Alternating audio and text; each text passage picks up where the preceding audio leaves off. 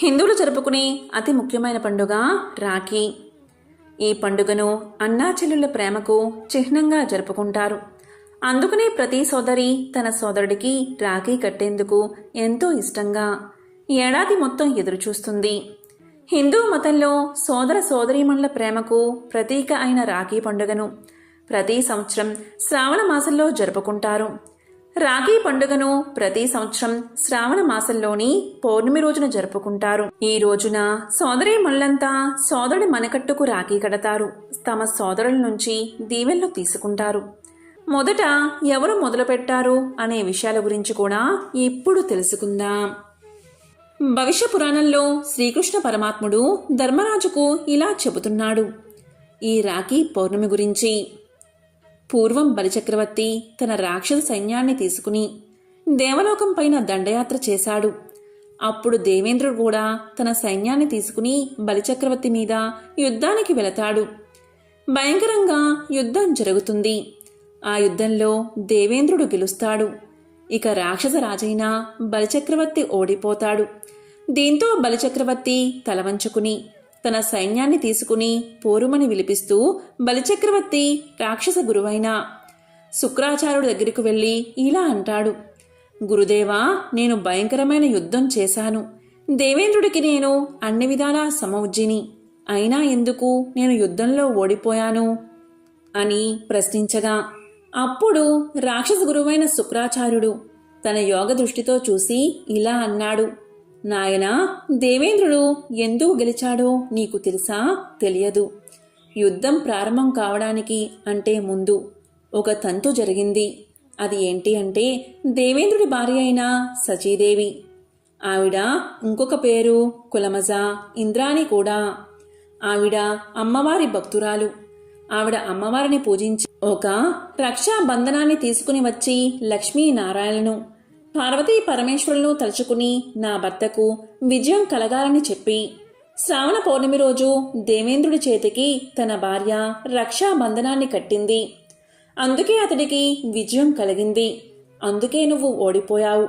ఇంకొక సంవత్సరం వరకు ఇంద్రుణ్ణి నువ్వు జయించలేవు.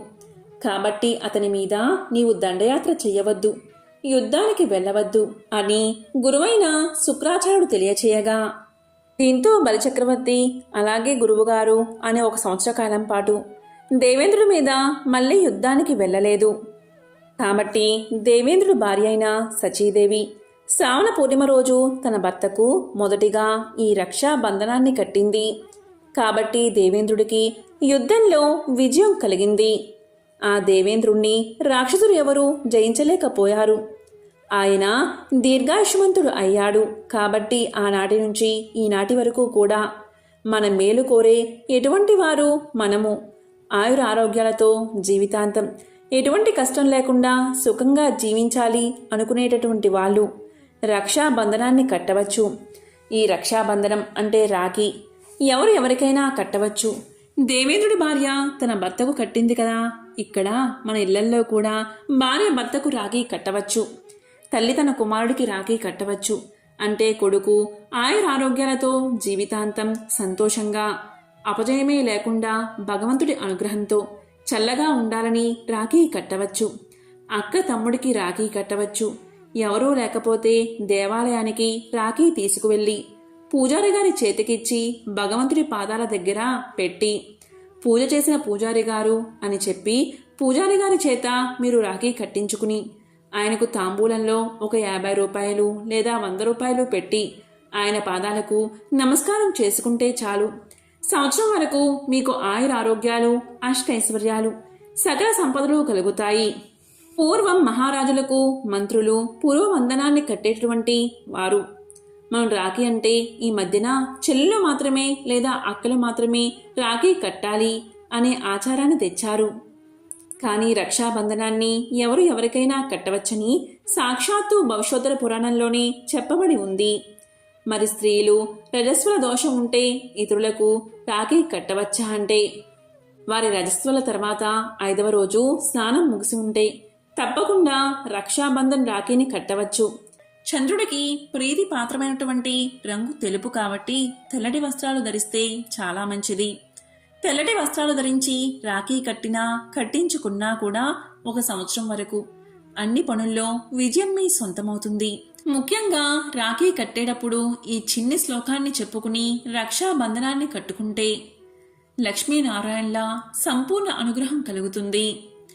ఏనమద్దో బలిరాజా దానవేంద్రో మహాబలః తేనత్వం అవిబధ్నామి రక్షేమ చలమాచల. దీని అర్థం ఏంటి అంటే, అత్యంత దయగల రాజు బలికి కట్టిన అదే పవిత్రమైన దారాన్ని నేను నీ మణికట్టుకు కడుతున్నాను.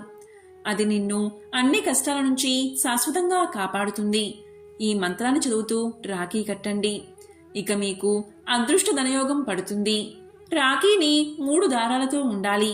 రాఖీకి ఎరుపు పసుపు రంగు దారం ఉండాలి. సోదరి కట్టిన రాఖీని ఎన్ని రోజులకు తీయాలి, ఆ రాఖీని మరి ఏం చెయ్యాలో ఇప్పుడు తెలుసుకుందాం. జీవితంలో ప్రతి సంబంధం విలువైనది. అందుకని తోబట్టువుల మధ్య అనురాగాన్ని అనుబంధాన్ని తెలియజేసే రాఖీ పండుగ కోసం అక్కా చెల్లెళ్ళు ఏడాది అంతా ఎదురు చూస్తారు. ప్రతి సంవత్సరం శ్రావణ మాసం పౌర్ణమి రోజున రాఖీ పండుగను జరుపుకుంటారు. కొంతమంది రాఖీ కట్టిన రోజున లేదా మర్నాడు దాన్ని చేతి నుంచి తీసేస్తారు. అయితే కొంతమంది రోజుల తరబడి రాఖీని ధరిస్తూ ఉంటారు. రాఖీ పండుగ రోజున రాఖీని కట్టిన తర్వాత ఆ రోజు సాయంత్రం లోపు రాఖీని తీసేయొచ్చు. ఇలా రాఖీ కట్టిన రోజునే రాఖీని తీసివేస్తే అది శుభప్రదంగా పరిగణించబడుతుంది. రక్షాబంధన్ రోజున కట్టిన రాఖీని జన్మాష్టమి రోజున తీసివేయవచ్చు. అంటే రాఖీ పండుగ ముగిసిన 6-7 రోజుల తర్వాత శ్రీకృష్ణ జన్మాష్టమి వస్తుంది.